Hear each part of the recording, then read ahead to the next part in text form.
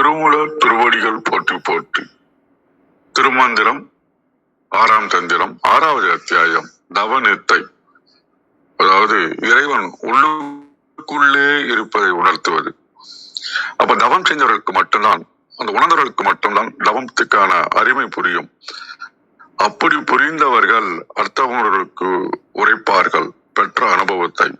அப்படி உரைப்பது ஒரு ஞானம், ஒரு அறம். அவ்வாறாக உரைப்பவர்கள், அறத்தை செய்பவர்கள் விண்ணுலக தேவர்களை விடவும் மண்ணுலக மக்களை விடவும் உயர்ந்தவர்கள் அப்படின்னு இந்த பாடல்ல குறிப்பிடுறாரு. விளைவு அறிவார் பண்டைய மெய்தவம் செய்வார், விளைவு அறிவார் பண்டைய மெய்வார், விளைவு அறிவார் விண்ணின் மண்ணின் மிக்காரே. அப்படின்னா முக்கியமான கான்செப்ட் என்னன்னா, இறைவனை நாம் புறத்தே தேடாமல் தேடுவது என்பது அறியாமை. நாம் உண்மையான தவத்தின் மூலமாக உள்ளுக்குள்ளே உணரம் உட்பட வேண்டும் என்கின்ற ஒரு ட்ரிகர் இங்க கொடுக்கிறாரு. அப்ப வினை அறியார் அப்படின்னா தவத்தின் பயனை அறியாதவர்கள். பண்டை மெய்தவம் செய்வார், பழமையான உண்மையான தவத்தை உணர்ந்தவர்கள். பண்டை மெய் உரை செய்வார், அவ்வாறாக தாங்கள் செய்ததை, அனுபவத்தை, உணர்ந்ததை அடுத்தவங்களுக்கு சொல்லிக் கொடுத்தல். பண்டை மெய்யறம் செய்வார், அந்த சிவபுண்ணியத்தை அடுத்தவர்களுக்கு அரசியல்களாக செய்வார்கள். விண்ணின் மண்ணின் மிக்காறு, விண்ணுலக தேவர்கள் மண்ணுலக உயிர்களை விட உயர்ந்தவர்கள். இந்த விளைவு அப்படின்ற ஒரு வார்த்தையை நமக்கு அழகா கொடுக்கிறார். விளைச்சல் அப்படின்னா முடிவு, விளைவுன்னா நமக்கு கிடைக்கக்கூடிய விஷயம். அப்போ உண்மையான தவம், மெய்யான உரைத்தல், மெய் அறத்தை கடைபிடித்தல், இவர்கள் மேன்மையானவர்கள். சுருக்கமா சொல்லணும்னா, இறைவன் தன்னுள்ளே இருப்பதை உணர்ந்து மெய்யான தவத்தையும் அறத்தையும் செய்பவர்கள் உலகில் மிகச் சிறந்தவர்கள். ஒரு குட்டிக்கதை சொல்லலாம்னா, தவத்திலே 2 வகைப்படும், போலி தவம், மெய் தவம். இந்த வேடதாரி மாரி சாம்பலை பூச்சிக்கிட்டு, நீண்ட சடாமுடி வச்சுக்கிட்டு, காவி உடை உடுத்தி, வெயில் அமர்ந்து தவம் செய்து எல்லாரும் நம்மளை உண்மையான ஒரு பக்திமானாக நினைக்கணும் அப்படின்றவங்க போலி தவம் செய்கிறார்கள். அதே மெய்ஞானிகள் பாத்தீங்கன்னா சாதாரணமா இருப்பாங்க. மனதை இறைவனிடம் ஒப்படைத்து விட்டு தனக்குள்ளே சிவ சிந்தனையோடு ஆர்வம் கொன்றாமல் இருக்கின்றவர்கள் தான் உண்மையான தவத்தை நோக்கி இருப்பவர்கள். அப்ப இதுக்கு என்ன முக்கியம்னா, இலக்கை நோக்கி ஒரு தெளிவு இருக்கணும். ஒழுக்கம், பயிற்சி இவைகள் நமக்கு தேவைப்படுகின்றது. வினைவறிதல் அப்படின்னாக்கா வெற்றியை குறிக்கின்றது. மெய்தவம் அப்படின்றது நிபுத்துவம், விடாமுயற்சியோட அதுல ஸ்பெஷலைசேஷன் ஆகிறது குறிக்கிறது. மெய் உரை அப்படின்னு சொல்லும் போது நேர்மை, நற்பெயர், அந்த அறம் செய்கின்றதை குறிக்கின்றது. மெய் அறம் அப்படிங்கும் போது நம்ம மன அமைதியும் சமூக அக்கறையும் கிடைப்பதாக இந்த பாடல உணர்கின்றேன். மிக்க நன்றி. பாருங்கள் ரத்னபார ஐயா, வணக்கம். திருச்சிற்றம்பலம். திருமலர் திருவடிகள் இந்தியாமா பாருங்க.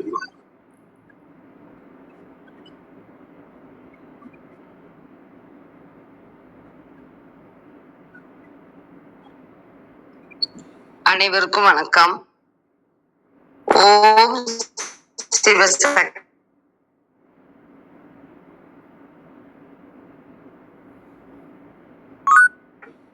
உன்னதம் உண்மை தவம். விளைவு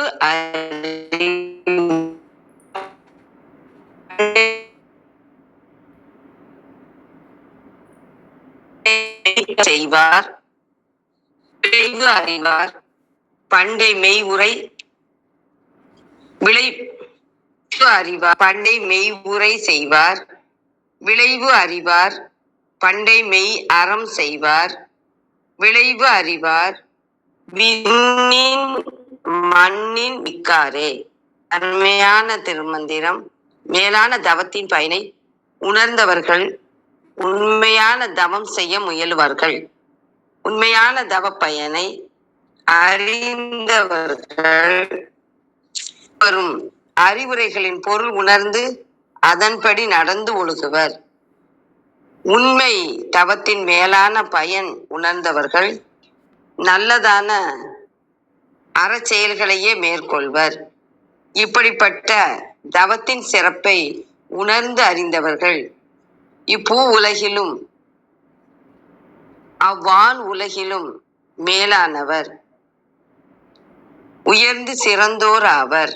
விண் வானுலகம், மண் பூ உலகம்.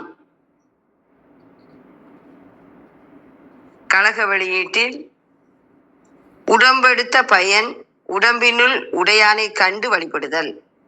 இவ்வுண்மையினை உணர்ந்தார் நன்னெறி நான்மை தவம் புரிவர் ஆவர். அதுபோல் மெய்யுரையாகிய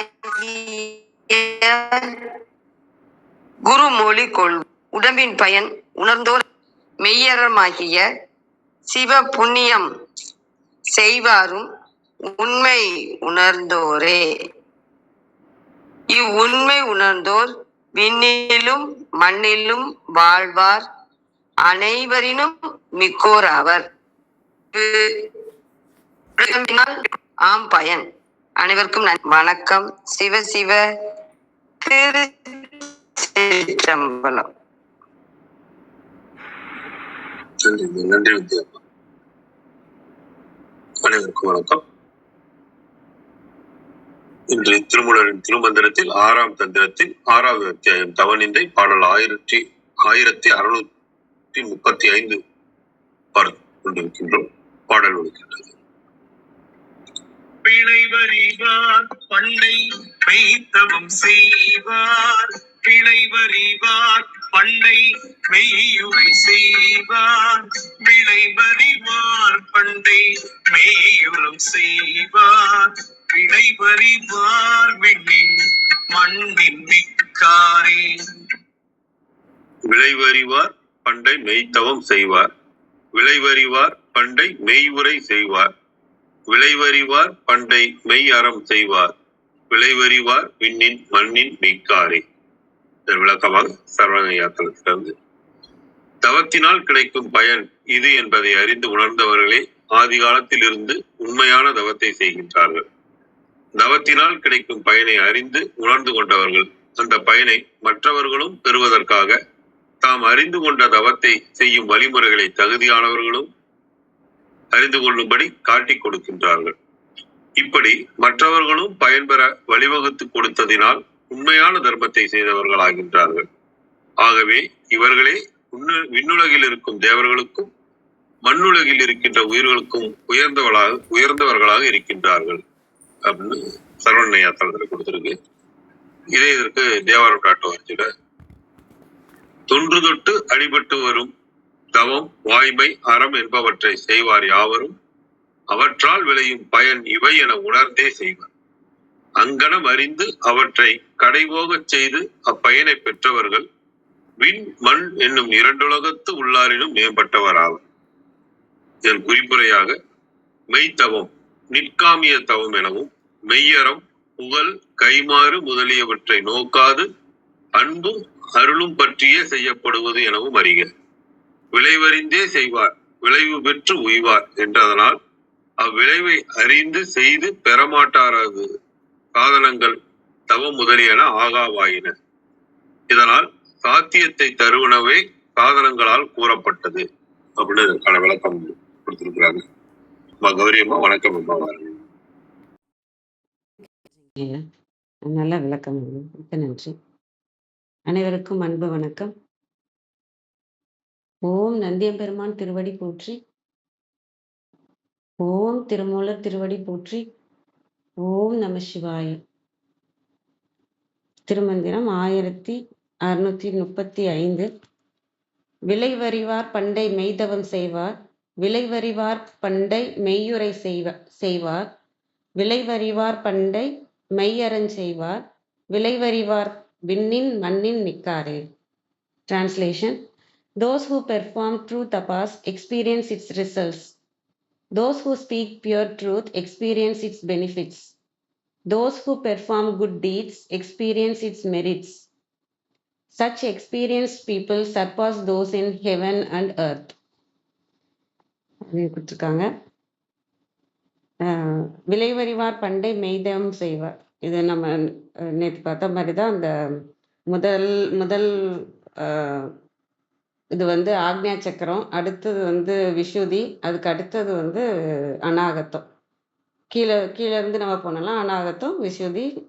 ஏன்னா அந்த உலகியல அந்த முதல் 3 சக்கரத்தை தாண்டி ஆன்மீகத்துக்கான சக்கரங்கள்ல இருக்கிறவங்க அதற்கான தன்மையே பெற்றிருப்பாங்க இல்லையா? அந்த பெருந்தன்மை வந்து அவங்களுக்கு வந்திருக்கும்.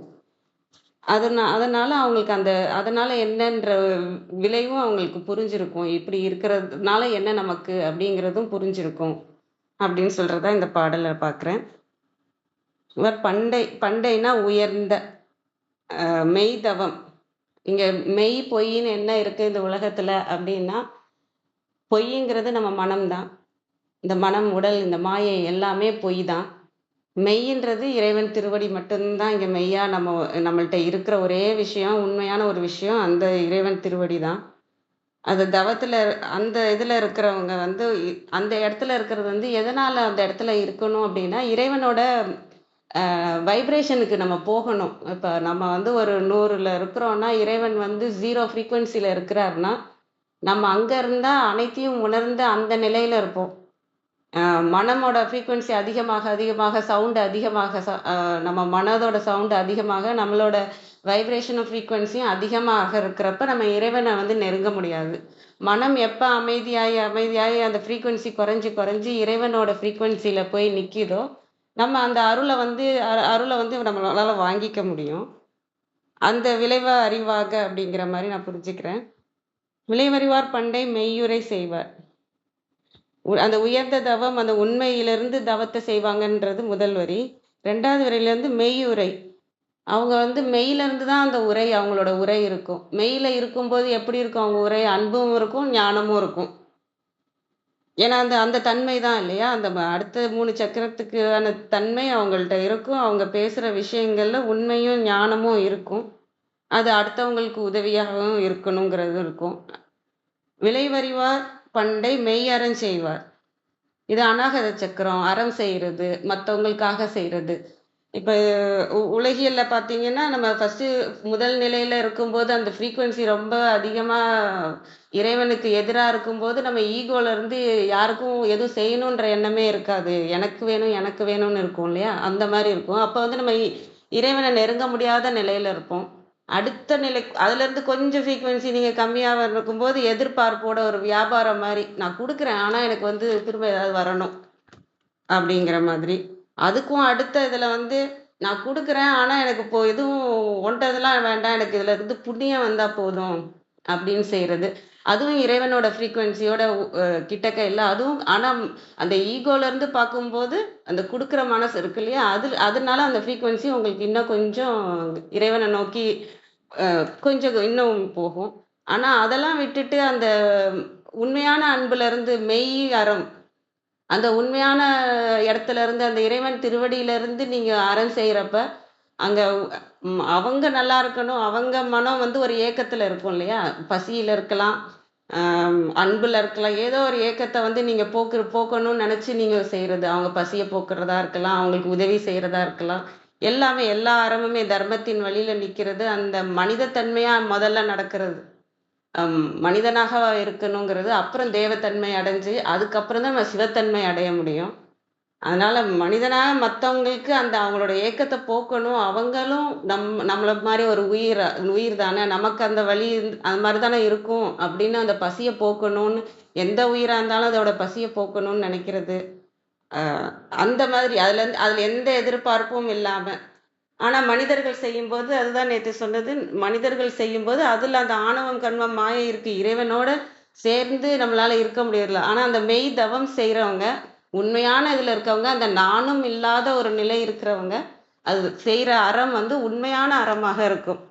அதில் நான்ன்றதும் இருக்காது, நான் எதிர்பார்க்குற விஷயமும் இருக்காது, அது வியாபாரமும் இருக்காது. எனக்கு நான் என்ன செய்கிறேனோ அதை தான் அங்கே செய்கிறேன். இப்போ எனக்கு ஒரு சாப்பாடு நான் சாப்பிட்றது என்ன ஒரு செயலோ அதே தான் இன்னொருத்தவங்களுக்கு கொடுக்குறதும். அதில் எந்த ஒரு கலப்படமும் இல்லாத ஒரு தூய அன்பாக இருக்கிறது. அந்த ஃப்ரீக்குவென்சி வந்து இறைவனோட ஃப்ரீக்குவென்சிக்கு நெருங்கி நெருங்கி போயிடும். அப்போ வந்து உண்மையான அருள் வந்து நமக்கு தானாக கிடைக்கும். இதுக்காக நம்ம எதுவும் செய்யணும்னு சடங்கு சம்பிரதாயம் எல்லாம் செய்யணுன்ற அந்த தவ நிலையில இருந்தாலே நமக்கு எல்லாமே வரும். இன்னொன்று ஒரு விஷயம் நான் பார்க்கறது வந்து ஒரு ஏக்கம்ன்றது நமக்கு இருக்குன்னு வச்சுக்கோங்க. இப்போ ஏதாவது நான் எனக்கு வேணும் அப்படின்ற ஒரு ஏக்கம் இருக்குன்னா அந்த ஏக்கமே தடையா இருக்கும். ஏன்னா அதுவும் இறைவனுக்கான தன்மை இல்லை. இறைவனை நோக்கி நம்ம போகிறதுக்கான தன்மை இல்லை. அந்த ஏக்கமும் இல்லாம அந்த தடையும் நீக்கி நான் மன நிறைவோட தான் இருக்கிறேன்ற அந்த ஃப்ரீக்குவென்சியை கொடுக்கும்போது தான் இறைவனோட அந்த அலைகளுக்கு, அந்த நாதம் என்ற அலைகளுக்கு நம்மளால அங்க போக முடியும். அந்த மன நிறைவு இருக்கணும், அன்பு இருக்கணும், உண்மை இருக்கணும், இறைவன் திருவடியிலே இருக்கிற அந்த தவம் இருக்கணும்.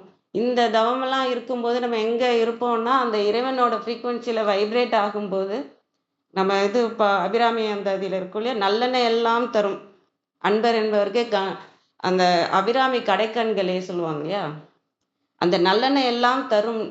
எப்போ நல்லெண்ணெய் எல்லாம் தரும்னா நீங்கள் அந்த அபிராமி கண்ணோட ஃப்ரீக்குவென்சிக்கு நீங்கள் போனீங்கன்னா ஆட்டோமேட்டிக்காக நமக்கு வந்து அந்த நல்லெண்ணெய் எல்லாத்தையும் நம்ம ரிசீவ் பண்ணிக்கிற அந்த நிலைமையில இருப்போம். நமக்குள்ள கவலை, இது ஏக்கம், ஆசை, பொறாமை, போட்டி இதெல்லாம் வந்து இறைவனுக்கான ஃப்ரீக்குவென்சியில் அதெல்லாம் நல்ல வெயிட் போடுற ஃப்ரீக்குவென்சி. அது வந்து நம்மளை தள்ளி தள்ளி வச்சுக்கிட்டே இருக்கும்.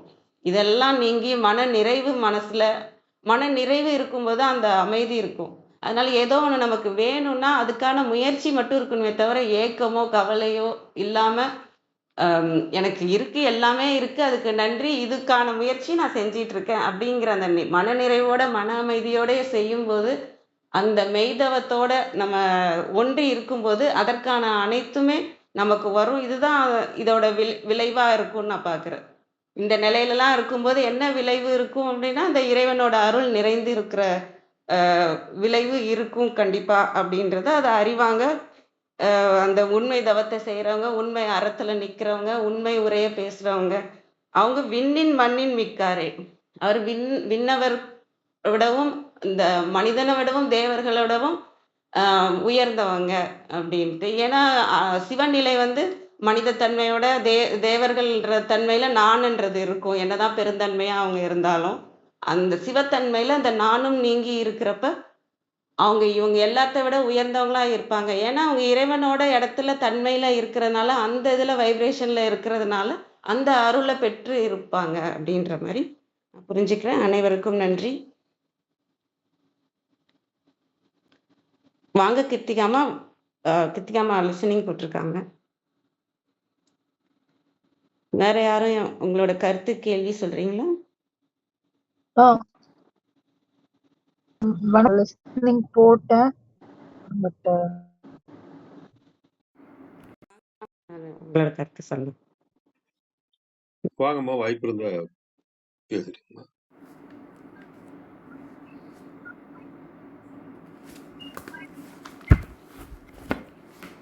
கிருதிகாம உங்க மைக் ஆன்ல இருக்கு, ஆனா வாய்ஸ் வரல, ஆடியோ வரல.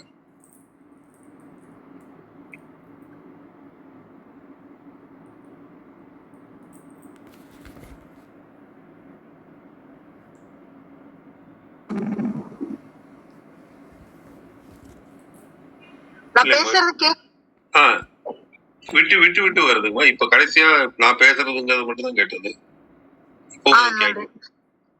நீங்க முடிச்சு கேட்டேன். நீங்க தொடருங்கம்மா. நான்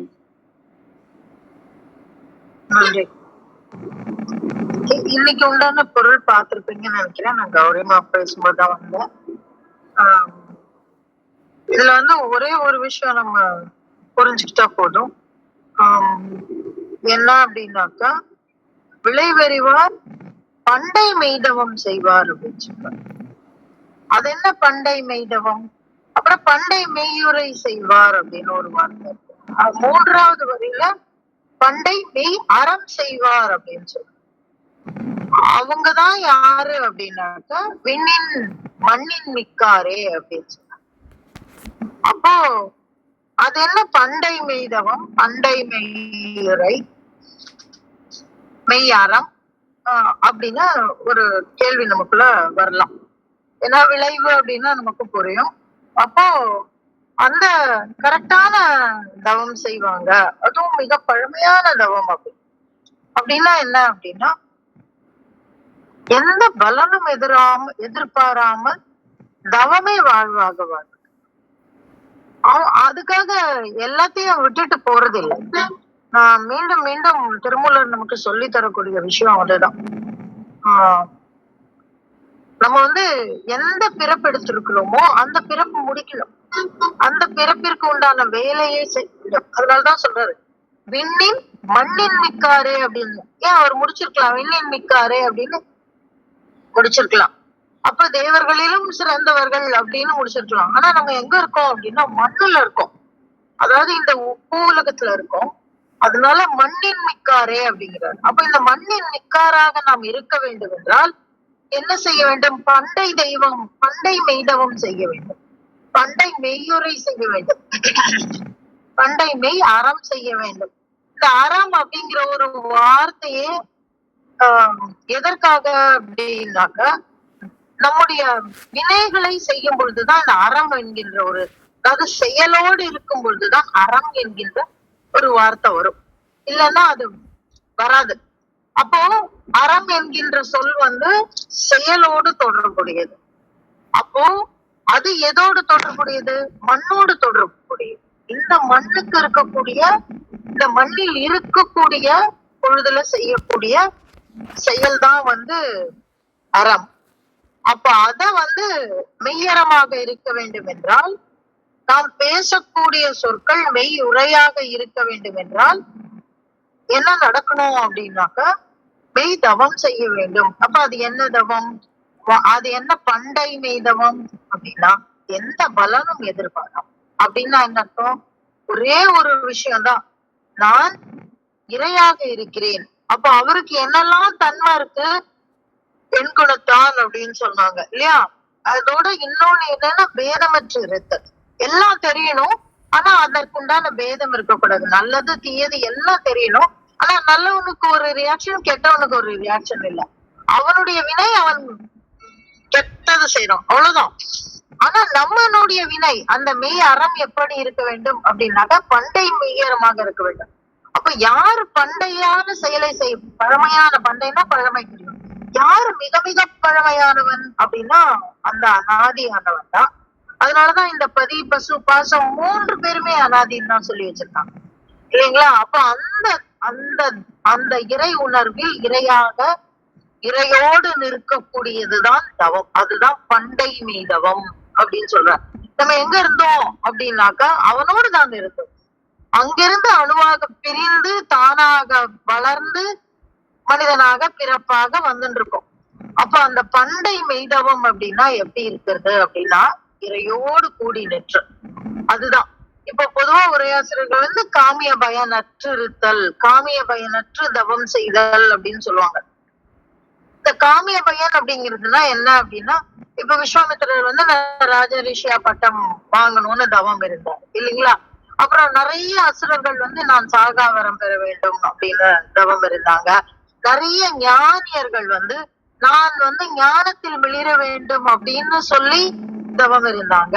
நிறைய பேரு இவர் கூட சுகருடைய தந்தையார் கூட என்ன பண்ணாரு அப்படின்னாக்கா எனக்கு ஒரு குழந்தை வேணும்னு தவம் இருந்தார். அவர் மிகப்பெரிய ஞானி, ஆனா அவர் வந்து எனக்கு ஒரு குழந்தை வேணும்னு தவம் இருந்தார்.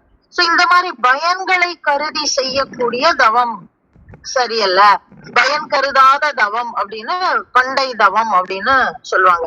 பயன் கருதாம இறைவனை சென்று சேர வேண்டும்னு நினைச்சாலே அது ஒரு பயன் தானே. அப்போ அது இல்ல. அப்ப எது அப்படின்னாக்க இறைவனோடு இருத்தல், அவனாகவே இருத்தல், அதுதான் மெய்தவம். அதான் பண்டை மெய்தவம். அப்படி பண்டை மெய்தவம் இருக்கும் பொழுது நாம் என்ன ஆகும்? எந்த இடத்துல ஒட்டி இருக்கோமோ அதே மாதிரி இருப்போம். அப்ப அதுதான் நாம் அப்பொழுது நாம் பேசக்கூடிய உரைகள் எல்லாமே பண்டை மெய்யுரையாக இருக்கும். அந்த அந்த அந்த நாத துவனியில எந்த பேதமும் இல்லையோ அதே மாதிரி இருக்கும். அதே மாதிரி பண்டை மெய்யறம். அப்ப அவன் எப்படி பாகுபாடற்று அந்தந்த வினைகளுக்கு ஏற்றவாறு அவன் வந்து நம்முடைய படைப்பை, இந்த உலகை ஆள்கிறானோ, இந்த உலகை படைத்து ஆள்கிறானோ, அந்த மாதிரி நம்மளால செய்ய முடியும். அதுதான் பண்டை மெய் அறம் அப்படின்னு நம்ம புரிஞ்சுக்கலாம்.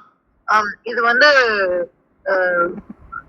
தவ நிந்தையில வந்திருக்கு. அப்ப என்ன அர்த்தம் அப்படின்னா நம்ம இதை எப்படி புரிஞ்சுக்கலாம்? தவதூடனம் அப்படின்னு சொல்லுவோம் இல்லையா? அப்ப எப்படி அப்படின்னா எந்த தவம் செய்யக்கூடாது அப்படின்னு சொல்ற மாதிரி, அப்ப எந்த தவம் செய்யணும்னு சொல்லிட்டா எந்த தவம் செய்யக்கூடாதுங்கிறது பின்னாடி சப்டைலா இருக்கு இல்லைங்களா? அப்ப பண்டை மெய்தவம் அப்படிங்கிறது என்ன அப்படின்னா, அந்த இறையோடு இருத்தல், இறையாகவே இருத்தல் அப்படிங்கிறதுதான் நான் புரிஞ்சுக்கிறது. திருமூலர் ரொம்ப நுணுக்கமா சில விஷயங்களை சொல்லுவாரு, ரொம்ப சர்டைலா ஒரு சில விஷயங்களை சொல்லுவாரு, ஒரு சில விஷயங்களை ரொம்ப வெளிப்படையா சொல்லுவாரு. அந்த மாதிரி இந்த இடம் மிக நுணுக்கமாக, அதே சமயம் ரொம்ப சர்டைலா சொல்லி இருக்கக்கூடிய ஒரு மந்திரம் இது.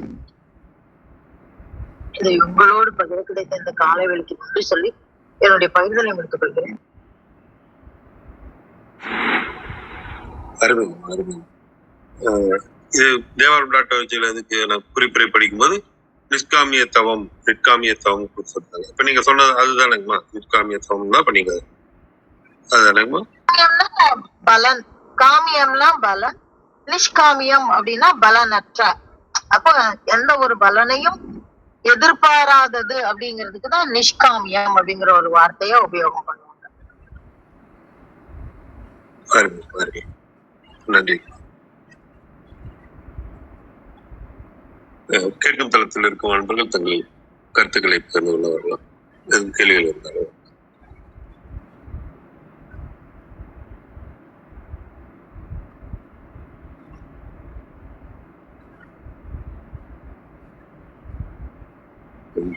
நன்றி. ஐயா அழகேசனையா நிறைவு செய்து கொள்ளலாங்களா?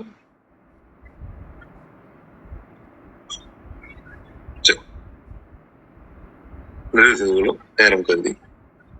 திருமந்திரம் கேட்க, ஓத, பயில, அறிவில் உணர்வில் தூய்மையும் ஆன்ம உணர்வும் துணிவும் சஞ்சலம் சங்கடமற்ற வாழ்க்கையும் சிவன் மீது உண்மையான உணர்வு பெறுதலும் பெற்று யான் பெற்ற இன்பம் பெருகை வையகம் என்ற திருமூலரின் கூற்றுக்கிணங்க வந்திருந்து கருத்துக்களை பகிர்ந்து கொண்டு